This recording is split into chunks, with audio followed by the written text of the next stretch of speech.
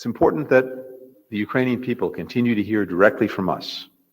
We remain fully committed to Ukraine's victory, to not only ensuring that Ukraine can defend itself today, but can stand on its own feet strongly, militarily, economically, democratically, for many, many days ahead, to securing the path the Ukrainian people have chosen toward greater integration in the Euro-Atlantic community, including the European Union and NATO.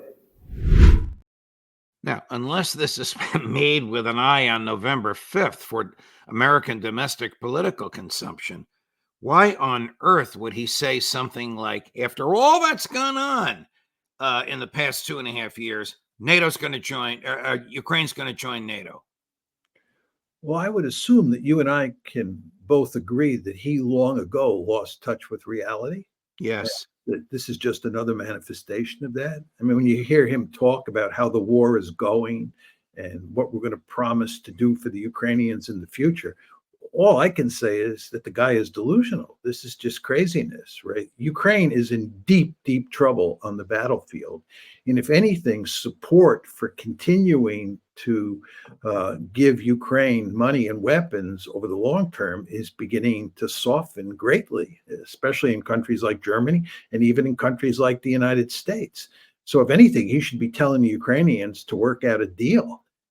And finally, the point about bringing Ukraine into the EU and especially bringing Ukraine into NATO, this is just dooming Ukraine to even greater damage on the part of the Russians, because the Russians want to make sure that Ukraine never becomes part of NATO. And that gives them a powerful incentive when they hear Blinken talking like that, to take more Russian territory and to go to greater lengths to turn Ukraine into a dysfunctional rump state.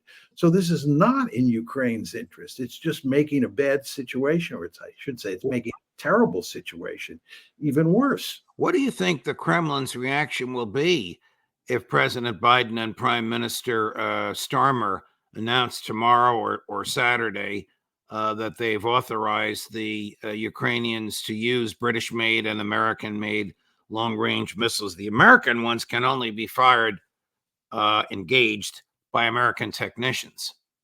Well, it's hard to say for sure. My first question when I hear this is, what impact are those missiles likely to have? In other words, how many missiles are we going to give them? What kind of damage are they going to do? I don't believe we have a lot of missiles to give them. I also believe the Russians have the capability to shoot down a good number of them. How many or what percentage is hard to say at this point in time. But I think if we in the West give Ukraine permission to strike deep into Ukraine with these missiles, a lot will depend on how effective they are. If they're not effective, the Russians won't feel compelled to respond.